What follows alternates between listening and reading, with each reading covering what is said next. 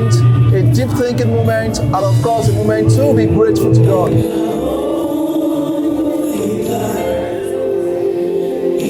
I came all over from London, so it was a good experience in Sheffield here.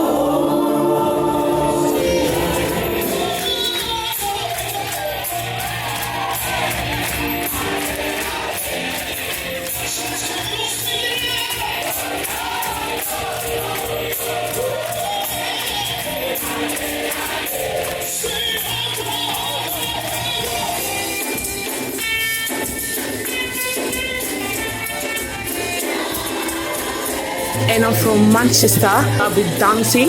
We have been worshiping God. We have been rababa for Jesus. We have danced. We have praised. We have danced like David danced. If you were not here today, trust me, you have missed out.